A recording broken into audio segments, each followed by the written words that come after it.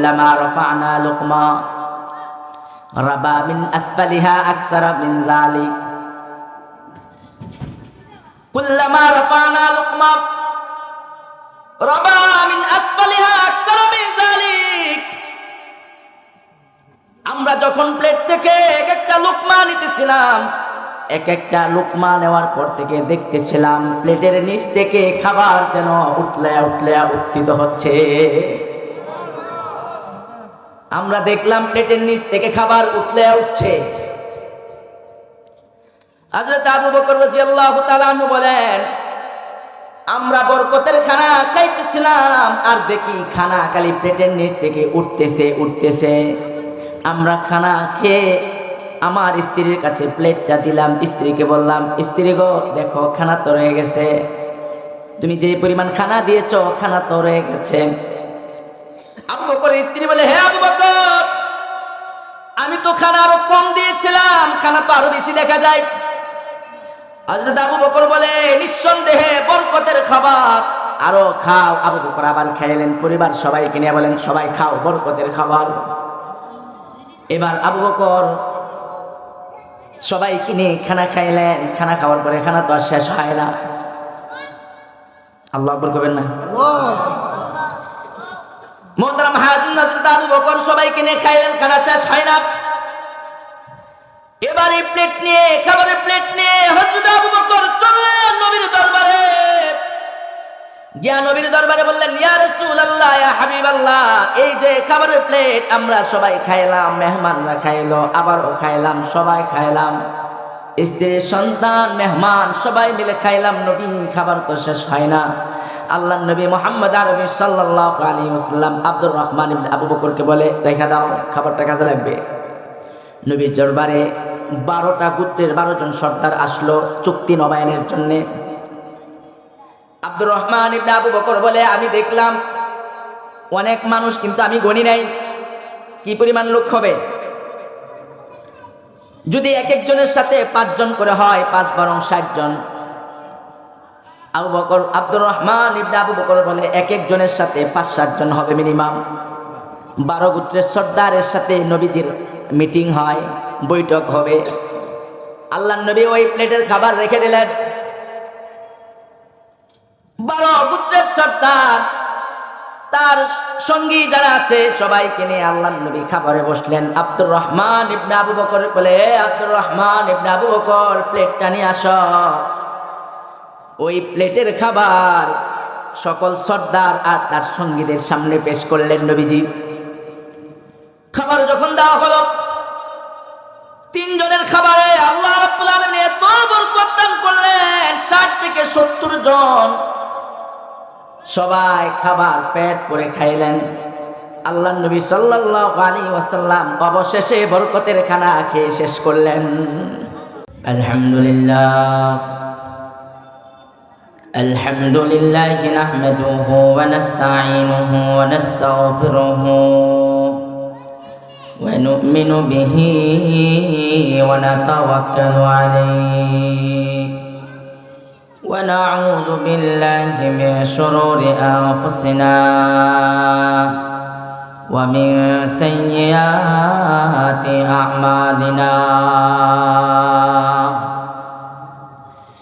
من يهده الله فلا مضل له ومن يضلله فلا هادي له ونشهد أن لا إله إلا الله وحده لا شريك له أرسله بالحق بشيرا ونذيرا وداعيا إلى الله بإذنه وسراجا وقمرا منيرا أما بعد فأعوذ بالله من الشيطان الرجيم بسم الله الرحمن الرحيم لئن شكرتم لأزيدنكم ولئن كفرتم إن عذابي لشديد صدق الله العلي العظيم وصدق رسوله النبي الكريم ونحن على ذلك لمن الشاهدين والشاكرين والحمد لله رب العالمين وقال الشاعر ऐ अनफुस अफलाक में पैदा तेरी आयात ऐ अनफुस अफलाक में पैदा तेरी आयात हक ये है जिंदा व पायंदा तेरी ज़ात हक ये है कि है जिंदा व पायंदा तेरी ज़ात उठो मेरे दुनिया के गरीबों को जगा दो उठो मेरे दुनिया के गरीबों को जगा दो खाके उमरा के दर दीवार हिला दो खाके उमरा के दर दीवार हिला दो अल्फाज व मानी में तफावत नहीं लेकिन अल्फाज व मानी में तफावत नहीं लेकिन मुल्ला की अज़ावर मुजाहिद का अज़ावर मुल्ला की अज़ावर मुजाहिद का अज़ावर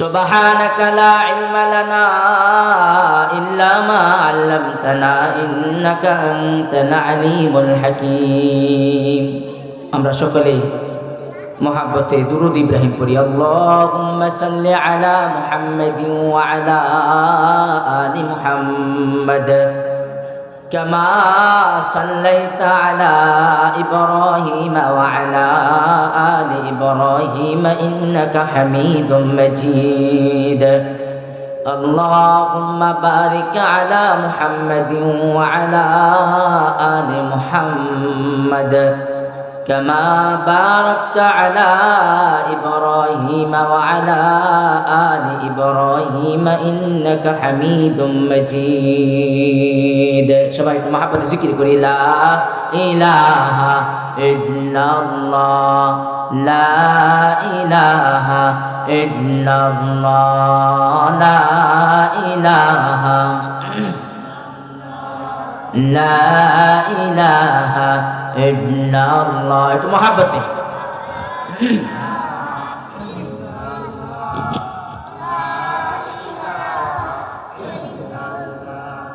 لا إله إلا الله لا إله إلا الله لا إله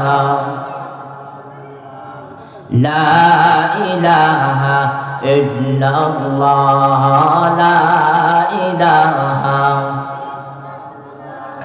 حسبي ربي جل الله ما في قلبي غير الله لا إله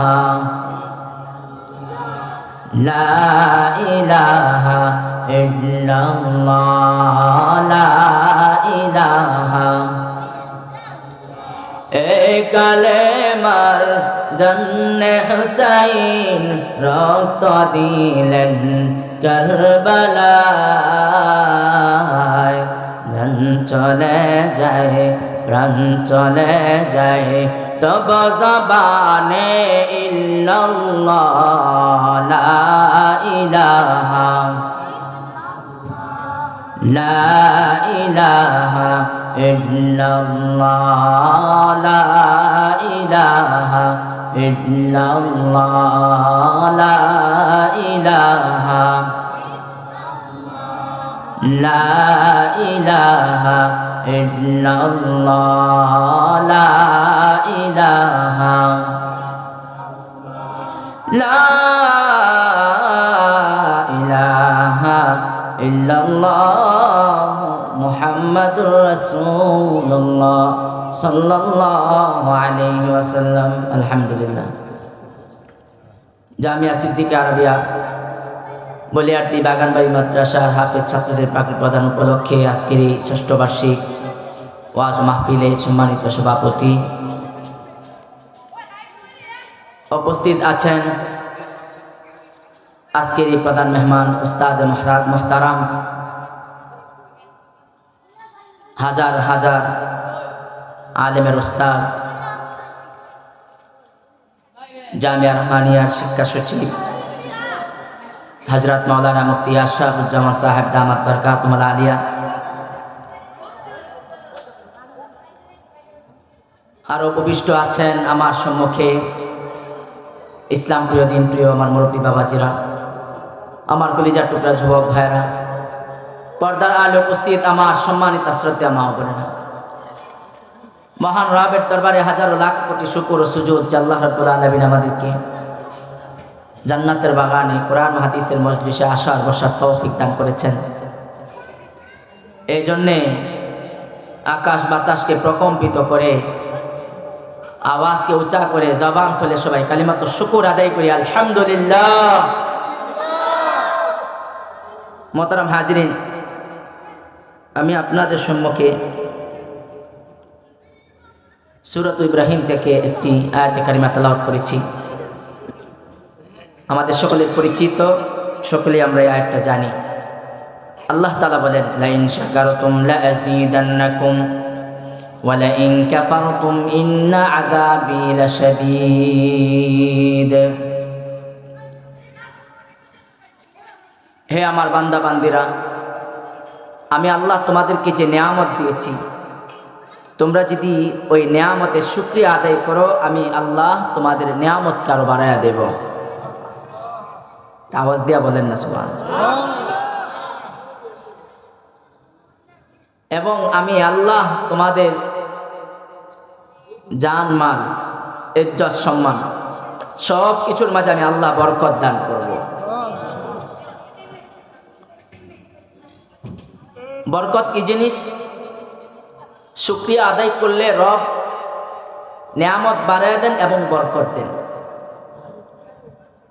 বরকত এমন এক জিনিস, মুসলমান যারা তারা হলো বরকতে বিশ্বাসী। আমরা বরকত বিশ্বাস করি, কি বলে? আর যারা ইহুদি খ্রিস্টান নাসারা বেঈমান যারা, তাদের ডিকশনারিতে বরকত শব্দ নেই, তারা বরকতে বিশ্বাসী না। আর আমরা হলাম বরকতে বিশ্বাসী। শাইখুল হাদিস আল্লামা আজিজুল হক নওয়ারুল্লাহু মারকাদা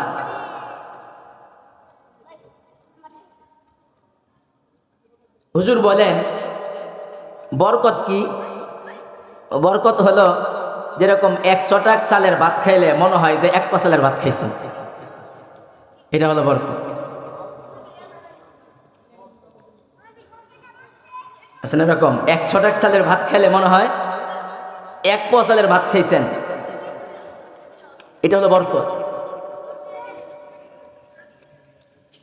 তো বরকতটা হলো এমন জিনিস যেটা আল্লাহ রাব্বুল আলামিন কখনো আমাদেরকে জাহিরি ভাবে, বাহ্যিক ভাবে দেন, যেটা আমরা বুঝতে পারি, বাহ্যিক, যেটার প্রমাণ অসংখ্য গণিত হাদিসের মাঝে পাওয়া যায়। আল্লাহ নবী মুহাম্মদ আরবি সাল্লাল্লাহু আলাইহি ওয়াসাল্লাম, আল্লাহ রাব্বুল আলামিন তার হাবিবকে বাহ্যিক কিছু বরকত দিয়েছেন। তো বাহ্যিক বরকতের উদাহরণ বুখারী শরীফের হাদিস থেকে আপনাদেরকে শুনে। আল্লাহ নবী মুহাম্মদ আরবি সাল্লাল্লাহু আলাইহি ওয়াসাল্লামের দরবারে বিভিন্ন দূর এলাকা থেকে, দূর দূরান্ত থেকে মুসাফিররা আসতেন, সাহাবায়ে কেরাম আসতেন। সিরিয়া, শাম, ফিলিস্তিন, ইয়ামান। তো নবীজির দরবারে অনেক দূর দূরান্ত থেকে যারা আসতেন, ওরা তো আয়েশা মসজিদে নবীর মাঝে অবস্থান করতেন। নবীজি তার স্ত্রীদের কাছে সংবাদ পাঠাইতেন, ঘরে কি কোনো খাবার আছে, মেহমান আসছে, তাদের জন্য খাবারের ব্যবস্থা করতে হবে। তো একদিন নবীজির দরবারে অনেক মেহমান আসছে।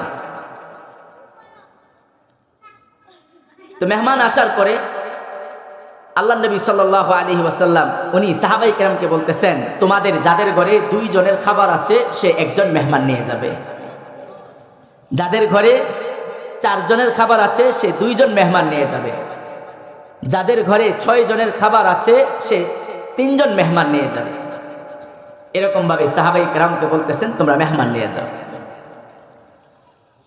তো আল্লাহ নবী সাল্লাল্লাহু আলাইহি ওয়াসাল্লাম যখন মেহমান বন্টন করতেছেন, হযরতে আবু বকর রাদিয়াল্লাহু তাআলা আনহু তার ছেলে আব্দুর রহমান সে উপস্থিত ছিল। আবু বকর 3 জন মেহমান নিলেন। কতজন? 3 জন নিয়ে সেরে আব্দুর রহমানকে বললেন, ছেলেকে বললেন, বাবা যাও এই মেহমানকে নিয়ে বাড়িতে যাও, গেছে তোমার আম্মুকে বলো ওদের জন্য মেহমানদারি করতে, খাবারের আয়োজন করতে। আল্লাহ রাসূল সাল্লাল্লাহু আলাইহি ওয়াসাল্লাম উনি নিলেন 10 জন। আব্দুর রহমান ইবনে আবু বকর উনি মেহমান নিয়ে বাড়িতে গেলেন, মাকে বলতেছে খাবারের ব্যবস্থা করেন। হযরতে আবু বকর রাদিয়াল্লাহু তাআলা আনহুর স্ত্রী খাবার রেডি করে মেহমানের সামনে দিলেন। মেহমান বলেন, আমি খাবো না, আমরা খাবো না যতক্ষণ না আবু বকর আমাদের সাথে শরীক না হবে। আবু বকর আসুক। নবীজি মুহাম্মদ আরবি সাল্লাল্লাহু আলাইহি ওয়াসাল্লাম ওনার বাড়িতে হযরত আবু বকরের অভ্যাস ছিল নিয়মিত মাগরিবের নামাজের পরে আম্মাজান আয়েশা রাদিয়াল্লাহু তাআলা আনহার ঘরে খাবার খাইতেন রাতে। এশার নামাজ নবীজির সাথে পড়ে নবীজির সাথে দেখা না করে উনি বাড়িতে আসতেন না। ওনার হলো নিয়মিত অভ্যাস, রাতের খাবার আম্মাজান আয়েশার ঘরে খাইতেন হযরত আবু বকর রাদিয়াল্লাহু তাআলা। উনি রাতের খাবার আম্মাজান আয়েশার ঘরে খাইলেন। খাবার পরে আল্লাহ রাসূল সাল্লাল্লাহু আলাইহি ওয়াসাল্লাম এশার নামাজ পড়ে তার সাথে দেখা করবেন। তো এর মাঝে একটু দেরি হয়ে গেছে। হযরত আবু বকর রাদিয়াল্লাহু তাআলা এদিক থেকে মেহমানরা বলতেছে আমরা ততক্ষণ পর্যন্ত খাবো না যতক্ষণ না আবু বকর না আসবে। আর এদিক থেকে উনি তো খাবার দাবার শেষ করে আল্লাহ নবী সাল্লাল্লাহু আলাইহি ওয়াসাল্লামের সাথে সাক্ষাতের একটু কথা বলার জন্য অপেক্ষা করতেছেন। এর জন্য তার একটু দেরি হয়ে গেছে। আবু বকর একটু দেরিতে বাড়িতে আসলেন। বাড়িতে আইসা দেখেন মেহমান এখনো খান নাই। তা আপনারা খানা খান নাই কেন? মেহমানরা বলতেছে আপনি যদি না খান আমরাও খাবো না। উনি বলতেছেন আমি খাবো না, তোমরা খেয়ে নাও। আর উনি যে রাসূলের ঘর থেকে খেয়ে গেছেন এটা আর উনি বলেন নাই। উনিও বললেন আমিও খাবো না, তোমরা খানা খাও। উনি আরো রাগ করলেন, হ্যাঁ তোমরা কেন খানা খাইলা না? হযরত আবু বকর রাদিয়াল্লাহু তাআলা আনহু রাগ করলেন, এত দেরি আপনাদেরকে খানা দিছে, আপনারা খানা খেয়ে ফেলেন, আমি খানা খাবো না।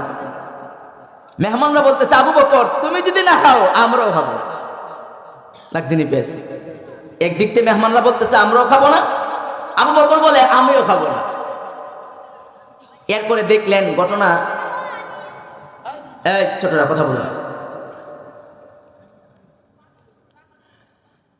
যখন দেখলেন একজনের কারণে আরেকজন খায় না, আবু বকর চিন্তা করলেন ওরা মেহমান কত দূর থেকে আসছে আমার বাড়িতে। উনি তাড়াতাড়ি কসমের কাফারা দিলেন। উনি যে বলছে খাবে না এই জন্য উনি কসমের কাফারা দিলেন। কাফারা দিয়া মেহমানের সাথে খাবার শরীক হলেন। উনি যখন মেহমানকে নিয়ে খানা শুরু করলেন, যে প্লেটে খাবার দিয়েছেন খানা খাইতেছে, খানা তো আর শেষ হয় না। খানা খাইতেছে, খানা শেষ হয় না। বুখারীর riwayat শেখুল হাদিস আল্লামা আজিজুল হক রাহমাতুল্লাহ তিনি তার কিতাবের মধ্যে উল্লেখ করেছেন। আবু বকর বলেন কুল্লামা রাফা'না লুকমা রাবা মিন আসফালিহা আকসারা মিন যালিক। কুল্লামা রাফা'না লুকমা রাবা মিন আসফালিহা আকসারা মিন যালিক। আমরা যখন প্লেট থেকে এক একটা লুকমা নিতেছিলাম, এক একটা লুকমা নেওয়ার পর থেকে দেখতেছিলাম প্লেটের নিচ থেকে খাবার যেন উঠলে উত্থিত হচ্ছে। আমরা দেখলাম প্লেটের নিচ থেকে খাবার উঠছে। হযরত আবু বকর রাদিয়াল্লাহু তাআলা আনহু বলেন আমরা বরকতের খানা খাইতেছিলাম আর দেখি খানা খালি প্লেটের নিচ থেকে উঠতেছে। আমরা খানা খেয়ে আমার স্ত্রীর কাছে প্লেটটা দিলাম। স্ত্রীকে বললাম স্ত্রী গো দেখো খানা তো রয়ে গেছে। তুমি যে পরিমাণ খানা দিয়েছো খানা তো রয়ে গেছে। আবু বকরের স্ত্রী বলে, হে আবু বকর, আমি তো খানা আরো কম দিয়েছিলাম, খানা তো আরো বেশি দেখা যায়। হযরত আবু বকর বলে, নিঃসন্দেহে বরকতের খাবার, আরো খাও। আবু বকর আবার খাইলেন, পরিবার সবাইকে নিয়ে বলেন, সবাই খাও বরকতের খাবার। এবার আবু বকর সবাইকে নিয়ে খানা খাইলেন। খানা খাওয়ার পরে খানা তো আর শেষ হয় না। আল্লাহু আকবার করবেন না? মোহতারাম হাজির, হযরত আবু বকর সবাইকে নিয়ে খাইলেন, খানা শেষ হয় না। এবার এই প্লেট নিয়ে, খাবারের প্লেট নিয়ে হযরত আবু বকর চললেন নবীর দরবারে।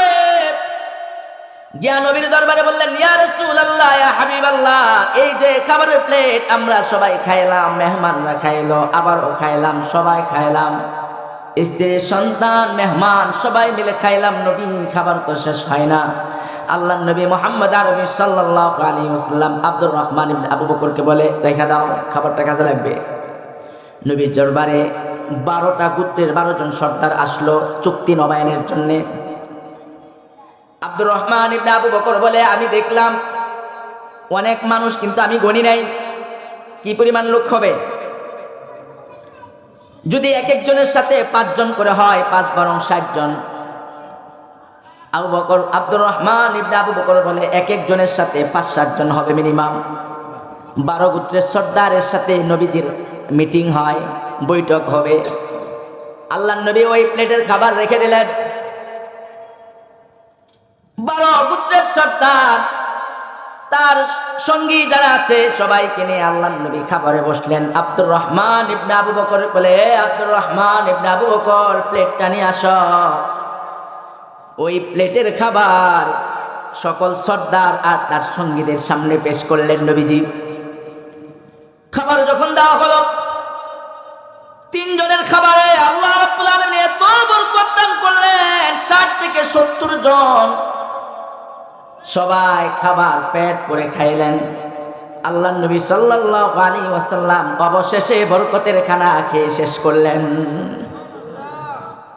আবু বকর বলে, আমরা যখন কুল্লামা রাফানা লুকমা, এক একটা লুকমা যখন আমরা নিতেছিলাম, রাবা মিন আসফালিহা আকসারা মিন যালিক, দেখলাম নিচ থেকে আরো জন বাড়ায় বাড়ায় উঠতেছে। মুহতারাম হাজিরিন, হাদিসের কিতাবে পাওয়া যায়, জাবির ইবনে আব্দুল্লাহ রাদিয়াল্লাহু তাআলা আনহু, আল্লাহর নবীর সাহাবী, খন্দকের যুদ্ধে আল্লাহর নবী সাল্লাল্লাহু আলাইহি ওয়াসাল্লামকে দাওয়াত করলেন, ইয়া রাসূলুল্লাহ, ইয়া হাবিবাল্লাহ, নবী গো, আমার ঘরে একটা ছাগল ছানা আছে, আর কিছু আটা আছে, কয়েক কেজি আটা হবে আছে। নবী, আপনি কয়েকজন সাহাবাকে সাথে নিয়ে আপনি আমার বাড়িতে আপনি মেহমানদারি কবুল করেন। জাবির ইবনে আব্দুল্লাহ রাদিয়াল্লাহু তাআলা আনহুর ছোট ছাগল, মাত্র কয়েক কেজি আটা, রুটি আর গোশত পাকাইলেন। সাহাবায়ে কেরামের পেটের পাথর, সাহাবায়ে কেরাম যখন পেটে পাথর মানলেন, নবীজি সাহাবায়ে কেরামকে তখন নিজের পেটটা দেখাইলেন। ও আমার সাহাবারা, তোমাদের পেটে পাথর একটা, আমি নবীর পেটে দেখো পাথর 2টা। নবী 2 পাথর বাঁধলেন। সাহাবায়ে কেরাম ক্ষুধার্ত, খাবার ছিল না সাহাবায়ে কেরামের। জাবির ইবনে আব্দুল্লাহ রাদিয়াল্লাহু তাআলা আনহু ছোট্ট ছাগল জবাই করলেন, আর কয়েক কেজি আটার রুটি পাকাইলেন। নবীজিকে দাওয়াত দিলেন, কিছু মুষ্টিময় সাহাবাকে নিয়ে বাড়িতে দাওয়াত কবুল করার জন্য। আল্লাহর নবী ঘোষণা দিয়ে দিলেন, এ সাহাবারা শোনো, জাবির ইবনে আব্দুল্লাহ দাওয়াত দিছে, তার বাড়িতে দাওয়াত, সবাই চলো। 3000 সাহাবা, 3000 সাহাবা নবী এবার খন্দক খনন করা রেখে জাবির ইবনে আব্দুল্লাহর বাড়িতে খাওয়ার জন্য রওনা হয়েছেন। জাবির ইবনে আব্দুল্লাহর স্ত্রী কয়, আপনি কি নবীজিকে কন নাই আমাদের যে ছোট্ট ছাগল আর কয়েক কেজি আটার রুটি? আমি তো বলেছি, কিন্তু 3000 বিশাল বড় সাহাবায়ে কেরামের এক কাফেলা জাবির ইবনে আব্দুল্লাহর বাড়িতে রওনা হয়েছে, দাওয়াত খাবে। কয়েক কেজি আটার রুটি আর ছোট্ট এক ছাগল এর গোশত, মুষ্টিময় 30-35 জন 40 জনের খাবার হইতে পারে সর্বোচ্চ। 3000 সাহাবা রওনা হয়েছে। আল্লাহর নবী ডাক দিয়ে বলে, এ জাবের শোনো, ওই রুটি বাটি আমি নবীর সামনে এনে দাও, আর গোশতের পেয়ালা আমি নবীর কাছে এনে দাও। আল্লাহর নবীর সামনে ডেকচি আনা হলো। আল্লাহর নবী সাল্লাল্লাহু আলাইহি ওয়াসাল্লাম বরকতের দোয়া করে নবী নিজে বন্টন শুরু করে দিলেন। ওই ছোট্ট ছাগল ছানা গোশত আর কয়েক কেজি আটার রুটি দিয়া আল্লাহর নবী সাল্লাল্লাহু আলাইহি ওয়াসাল্লাম তার 3000 সাহাবীকে মেহমানদারি করেছে। বাহ্যিক বরকত, বরকত কিতাবের মাঝে পাওয়া যায়। আপনারা জানেন হযরত আবু হুরায়রা রাদিয়াল্লাহু তাআলা নবীর দরবারে আসহাবে সুফফায় আল্লাহর নবীর কাছে এক পেয়ালা দুধ এসেছিল। আল্লাহর নবী আবু হুরায়রাকে বলে, আবু হুরায়রা, আসহাবে সুফফা 60 থেকে 70 জন সবাইকে পান করাও। আবু হুরায়রা কয়, এক পেয়ালা দুধ আমি আবু হুরায়রা দিতে হবে না। আর নবী বলতেছে 60-70 জন এখানে আসহাবে সুফফায়, এতগুলো মানুষ, এক পেয়ালা দুধ। আবু হুরায়রার মনে করে, হায় হায়, আমি তো আর বাগে পাবো না। উনি ডান দিক থেকে পান করানো শুরু করলেন। 1 জন, 2 জন, 3 জন, 60-70 জন সাহাবা এক পেয়ালা দুধ পান করলেন। এরপরে আবু হুরায়রা বাকি।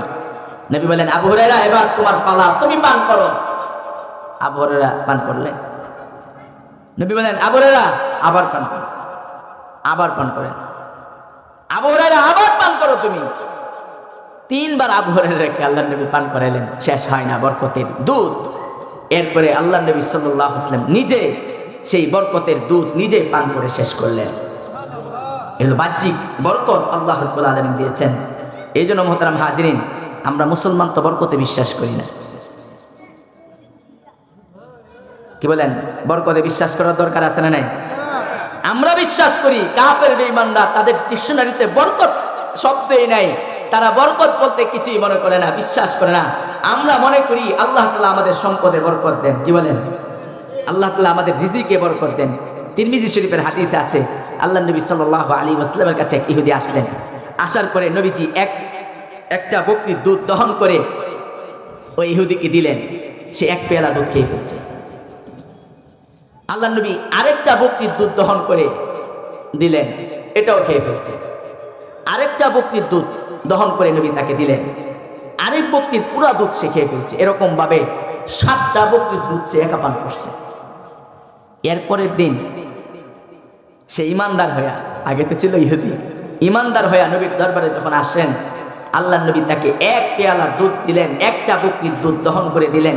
সে এক পেয়ালা দুধ সে পান করতে পারে নাই, তার পেট ভরে গেছে। নবী বললেন, আল মুমিনু ইয়াকুলু ফি মিআইন ওয়াহিদ ওয়াল কাফিরু ইয়াকুলু ফি সাবআতি আমআ। নবী বলেন, আল মুমিনু ইয়াকুলু মিআইন ওয়াহিদ ওয়াল কাফিরু ফি সাবআতি আমআ। মুমিন মুসলমান এক নারী দিয়া, এক বুড়ি দিয়া পান করে, কাফের বেঈমান কাফের 7 বুড়ি দিয়া পান করে। ইমানদার মুসলমান সে যখন খাবার খায় বিসমিল্লাহ বলে খানা খায়, বরকত দান করেন কে? নবী বলেন, ইহুদি সে তো গতকাল 7টা বকরির দুধ দহন করে তাকে দিলাম, একা খেয়ে ফেলেছে, পেট ভরে নাই। এরপরে যখন ঈমান কবুল করেছে, ইসলামের ছায়া তলে সে যখন এসেছে, নবী বলেন, আমি এক বকরির দুধ দহন করে দিলাম, এক বকরির দুধ সে পান করতে পারে নাই, পেট ভরে গেছে। এই জন্য বরকত দেন কে? খানা শুরুতে বিসমিল্লাহ বলার দরকার আছে না নাই? হ্যাঁ, বিসমিল্লাহ বললে বরকত দিবেন কে?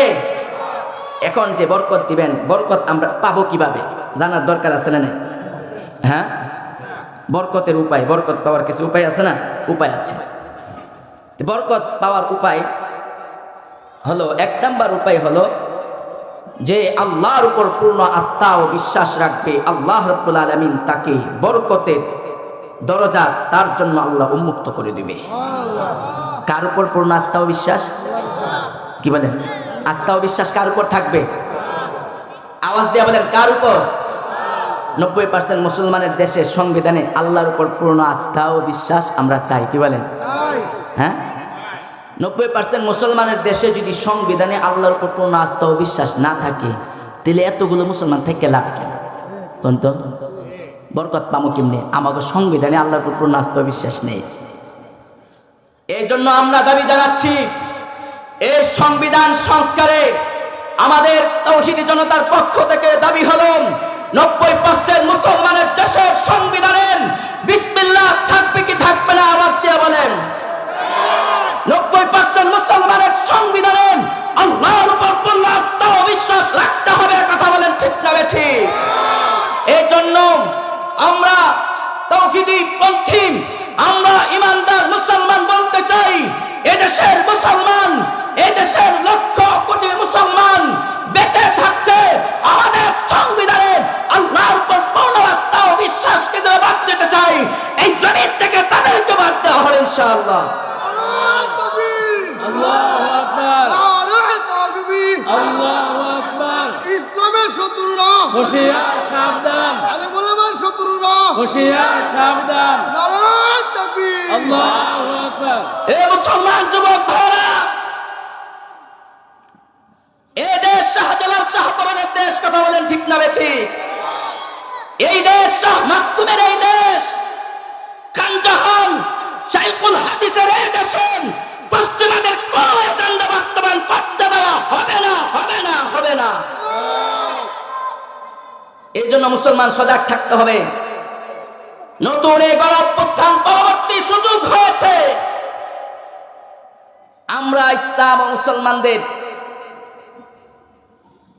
পক্ষ হয়ে এই জাতির রাহবার উম্মতুল উলামায়ে কেরাম কথা বলছেন এদেশের সংবিধান বিসমিল্লাহ লিখতে হবে, আল্লাহর উপর পূর্ণ আস্থা ও বিশ্বাসকে লিখতে হবে, না হয় এদেশের 90% মুসলমান মানবে না।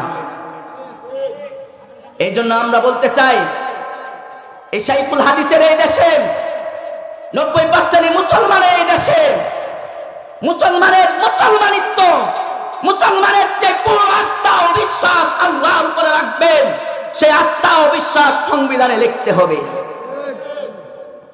কি বলেন? আমরা চাই কি চাই না?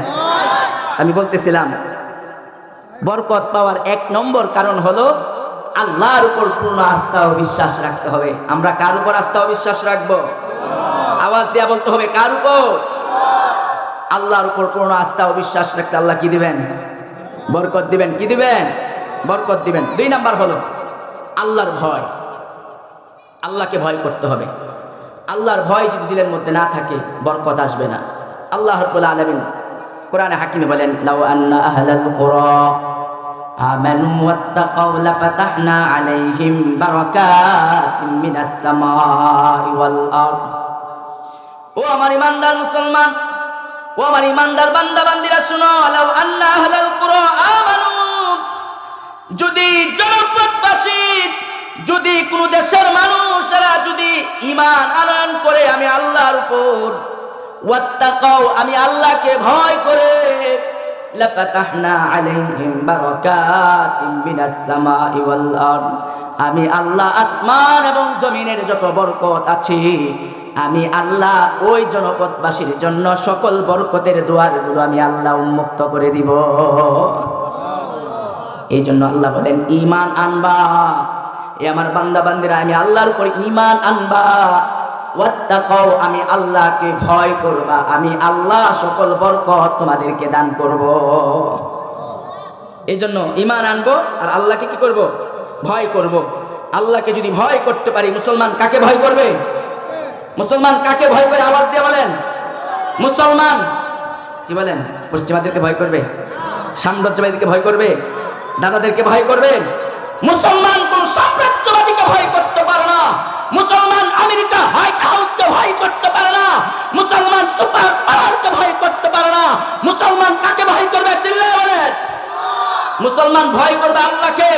মুসলমান আল্লাহকে ছাড়া এই মাথা কারোর সামনে নত করবে না। কথা বলেন ঠিক না বেঠিক? মুসলমান যদি আল্লাহকে ভয় করে, বরকত দিবেন কে? আল্লাহ বলেন, বান্দা তোরা যদি আমি আল্লাহকে ভয় করতে পারিস, আমি আল্লাহ আসমান এবং জমিনের যত বরকত আছে সকল বরকতের দুয়ারগুলো আমি আল্লাহ তোদের জন্য খুলে দিব। যার কোনো দেখেন না আফগানিস্তান, আমি তো প্রায় বলে থাকি, আপনাদেরকে শুনে থাকি, আফগানিস্তান ভয় করে নাই সুপার পাওয়ারদেরকে। 80টা রাষ্ট্রের সাথে পাল্লা দিয়ে 3 লক্ষ মুজাহিদ শাহাদাত বরণ করে নিজের সেই জমিনের মাঝে খেলাফত কায়েম করেছেন, যার ফলশ্রুতিতে আল্লাহ তাআলা তাদেরকে জমিনের যত খনিজ সম্পদ আছে এগুলোর সন্ধান আল্লাহ আফগানকে দিচ্ছেন।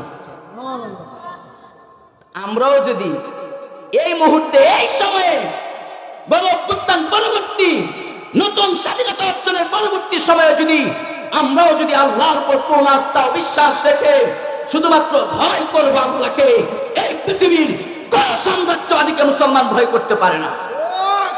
বরকত দিবেন কে? কার ওয়াদা? কথা বলেন, কার ওয়াদা? আমি বানায় করতেছি, কথা বলেন, বানায় করতেছি।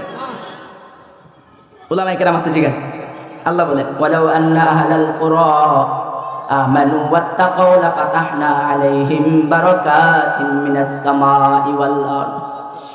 এ আমার বান্দারা, এ আমার বান্দিরা, তোরা যদি আমি আল্লাহর উপর ঈমান আনিস, ওয়াত্তাকাউ আমি আল্লাহকে ভয় করিস, লাফাতাহনা আলাইহিম বারাকাতিন মিনাস সামা, আমি আল্লাহ তোমাদের জন্য আসমান এবং জমিনের বরকতের দুয়ারগুলো খুলে দিব। এই জন্য মোহতারাম হাজিরিন বাবাজিরা আমার, আল্লাহর উপর ঈমান আনতে হবে। 1 নাম্বার আল্লাহর উপর ঈমান আনতে হবে। 2 নাম্বার হলো তাকওয়া অর্জন করতে হবে, আল্লাহকে ভয় করতে হবে, দুনিয়ার কাউকে ভয় করা যাবে না। যদি 2টা গুণ অর্জন করতে পারি আল্লাহ তাআলা আমাদেরকে বরকত দান করবে। 3 নাম্বার হলো বরকত পাওয়ার 3 নাম্বার হলো আল্লাহর উপর পরিপূর্ণ তাওয়াক্কুল করা। আল্লাহর উপর কি করা? আল্লাহর উপর কি করা? আওয়াজ দিয়েন, আল্লাহর উপর তাওয়াক্কুল করা। তাওয়াক্কুল বুঝেননি? আল্লাহর উপর তাওয়াক্কুল করা। খাওয়ান কে? রিজিকের মালিক কে? আওয়াজ দিয়ে বলতে হয়, রিজিকের মালিক কে? নাকি ব্যবসা খাওয়া?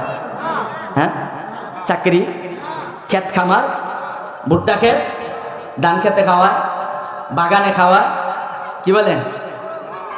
খাওয়ান কে? এই তাওয়াক্কুল কার উপর রাখতে হবে? আল্লাহর উপর এই তাওয়াক্কুল রাখতে হবে।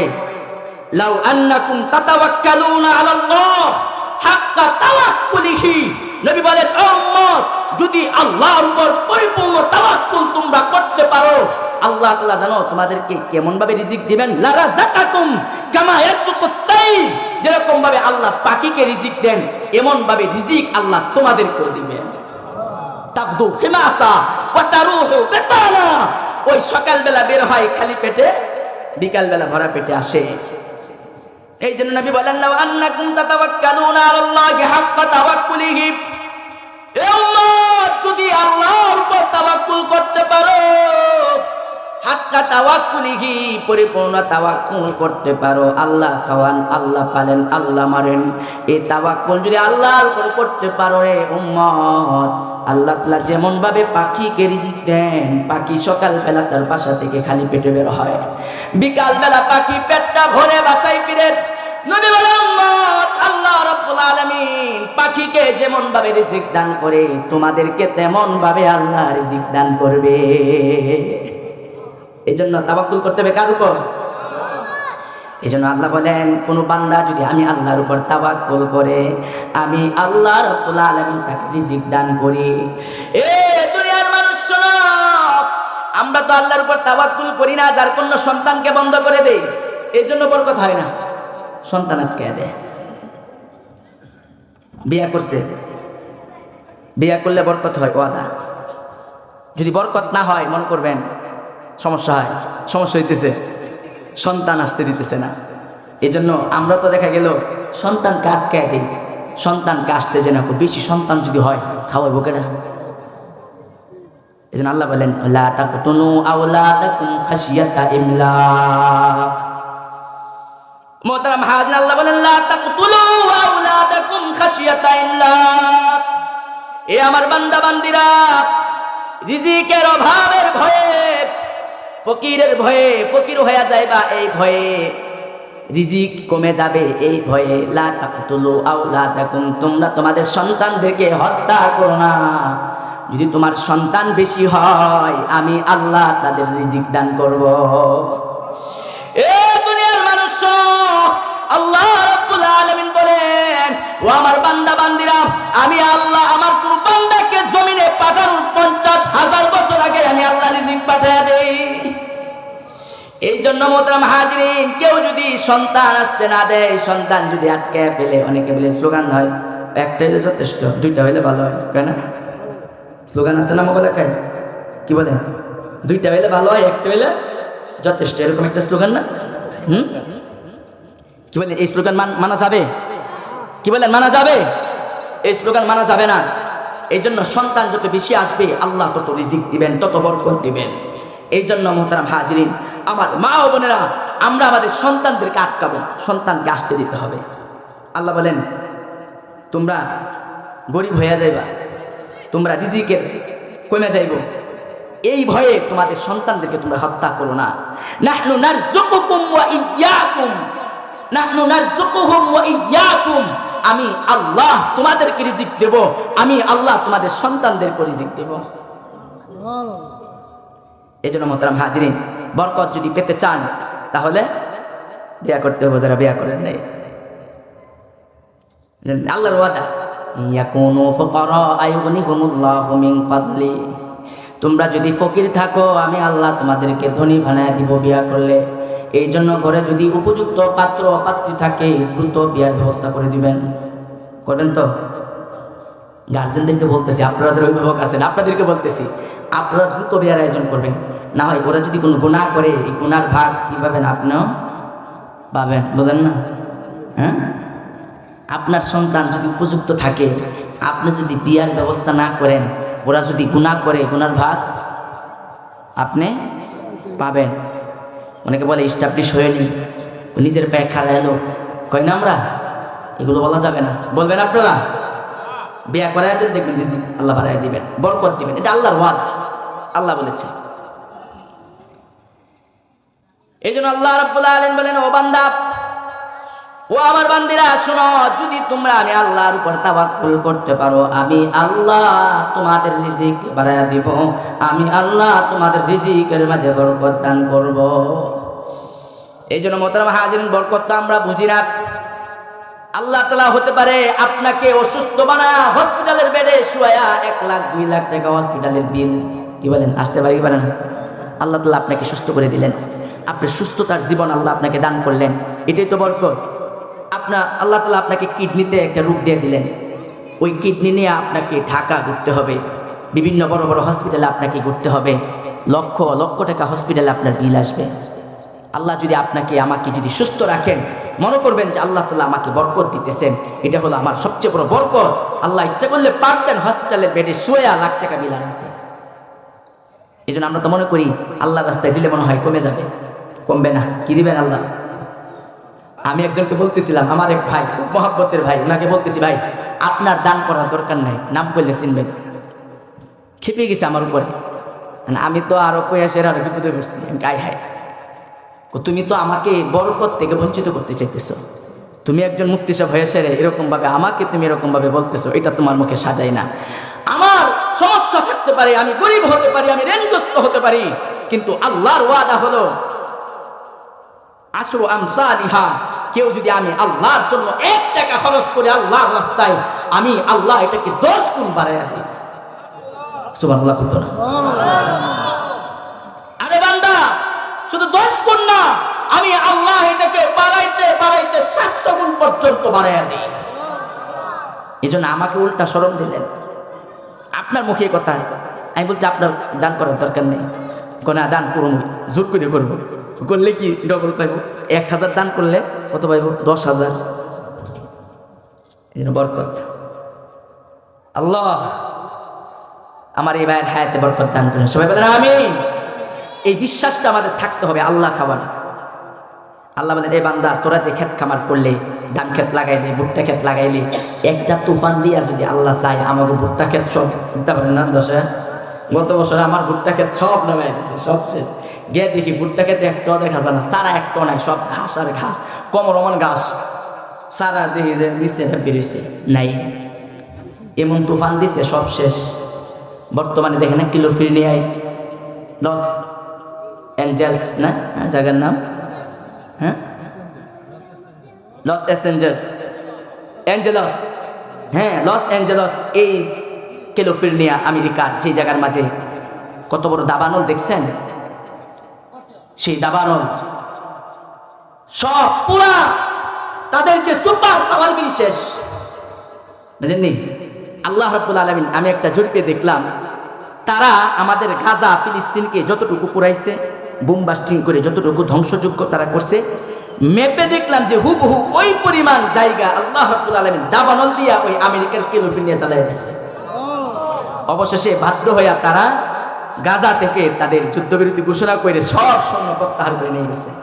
আলহামদুলিল্লাহ, আল্লাহ দেখায় দিছে এই যে আমার এই সেই পবিত্র ভূমি, আমার সকল আম্বিয়া কেরাম যেই পদচারণায়, তাদের পদচারণায় যেই ভূমি ধন্য হয়েছে, সেই সিরিয়া সেই পবিত্র ভূমিকে তোমরা ধ্বংসযজ্ঞ চালিয়ে তোমরা তছনছ করেছো। আমি আল্লাহ, আমার যে ক্ষমতা আছে আমি সেটা অল্প দেখাইলাম।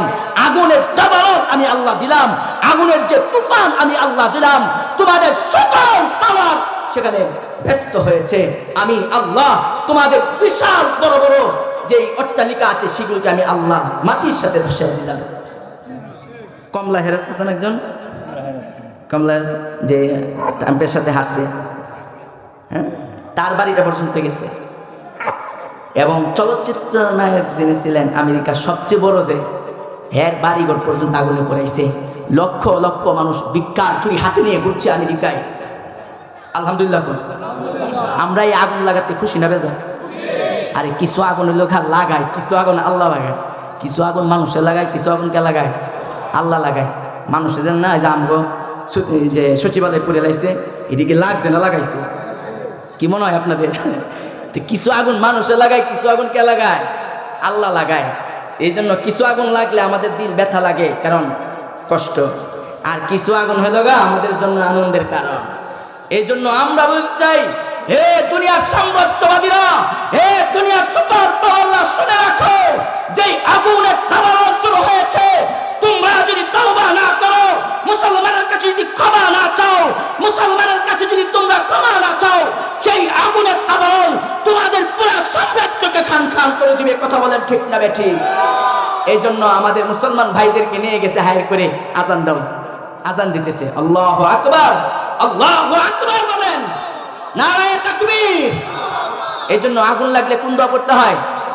আল্লাহু আকবার। এই জন্য আমাদের মুসলমান ভাইয়েরা সেই আমেরিকার ক্যালিফোর্নিয়ায় আল্লাহু আকবারের ধ্বনি দিচ্ছে আর বলছে, আল্লাহ তোমার নাম সবচেয়ে বড়, তুমি সবচেয়ে বড়, এ রব তুমি তোমার কুদরতি ইশারায় আগুনকে তুমি থামাও। অবশেষে মুসলমানদের ধারস্থ হয়েছে। এই জন্য মুহতারাম হাজিরিন, যে কথা বলতেছিলাম, আল্লাহ রাব্বুল আলামিন তিনি তার ক্ষমতা শক্তি এটা ইচ্ছা করলে দেখান। বলতেছিলাম আল্লাহ তাআলা হলেন রিজিকের মালিক। আল্লাহ আমাদেরকে রিজিক দেন, উনি যদি ইচ্ছা করেন আমাদের ক্ষেত কামার একটা তুফান দিয়ে সব শেষ। হাজার হাজার লাখ লক্ষ কৃষকের চেহারা তখন কালো হয়ে যাবে। আল্লাহ বলেন, আনতুম তাজরাউনাহু আম নাহনুজ জারিউন লাউ নাশাউ লাজআলনাহু হুতামান ফাযালতুম তাফাক্কাহুন। এ আমার বান্দা বান্দিরা শুনো, আনতুম তাজরাউনাহু আম নাহনুজ জারিউন, যে বীজ জমিনে তোমরা বপন করেছো সেই বীজ তোমরা বপন করো নাই, সেই বীজ আমি আল্লাহ স্বয়ং নিজে কুদরতি হাতে বপন করেছি। আল্লাহু আকবার। আল্লাহ বলেন, ও আমার বান্দা বান্দিরা, যে গাছ জমিনে তোমরা লাগাও সেই গাছ তোমরা লাগাও না, আমি আল্লাহ লাগাই। যেই বীজ তোমরা বপন করো না, আমি আল্লাহ সেই বীজটা বপন করি।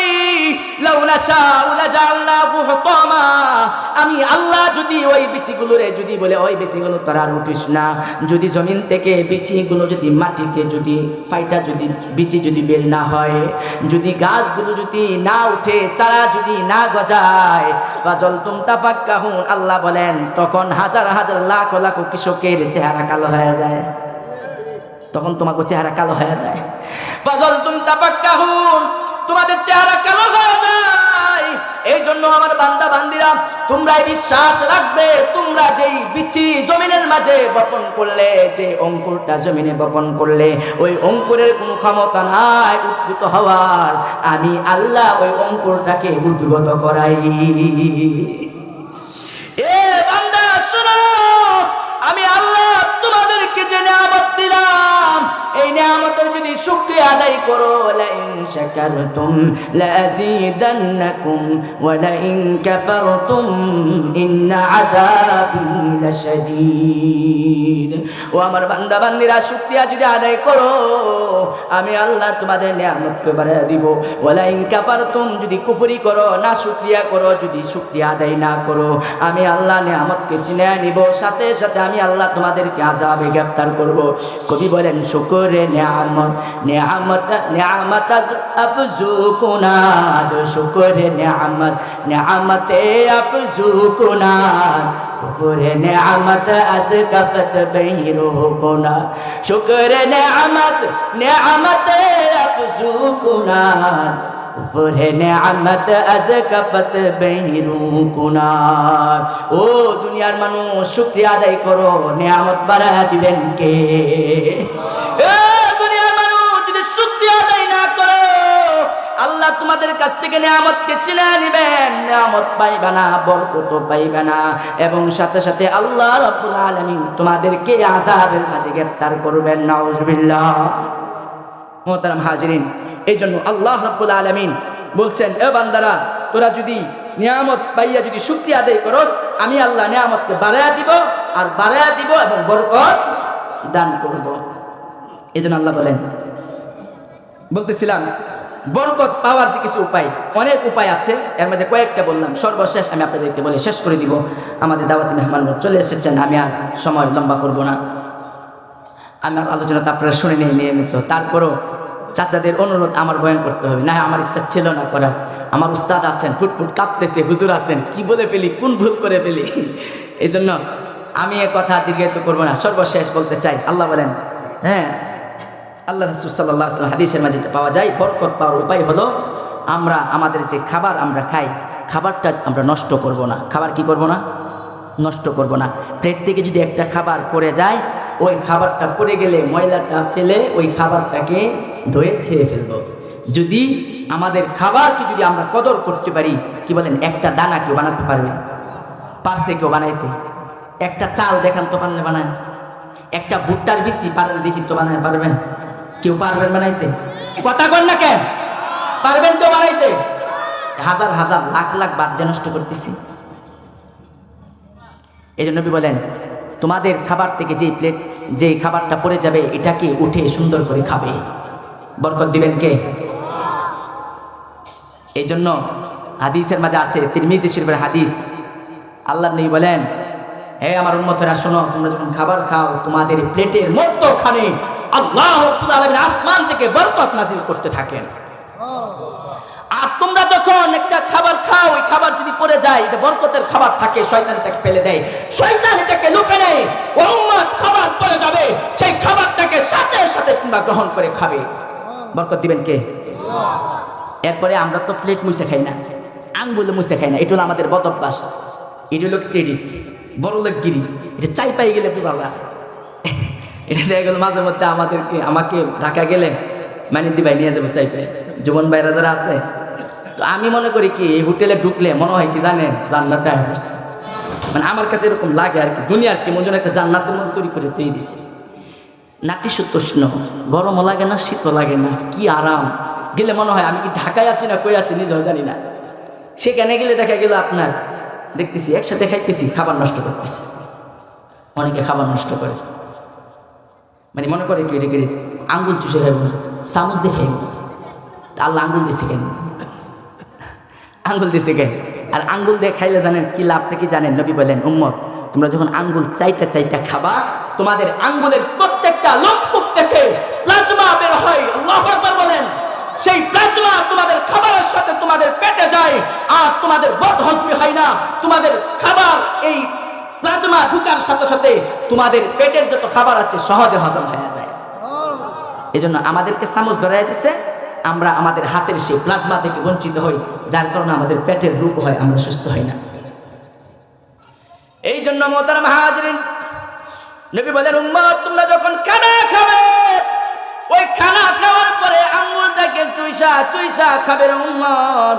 তোরা যদি আঙ্গুলটা চুইসা খাস তাহলে আল্লাহ বরকত দান করবে। ওই আঙ্গুল যদি চুইসা না খাও, প্লেট যদি চুইসা না খাও, প্লেটটা যদি চাইসা না খাও রে উম্মত, আল্লাহর নবী হাদিসের মাঝে ইরশাদ করেছেন, আমার কোন উম্মত যখন প্লেটটা চাইটা না খায় তখন শয়তান আইসা প্লেটটা চাইটা খায়।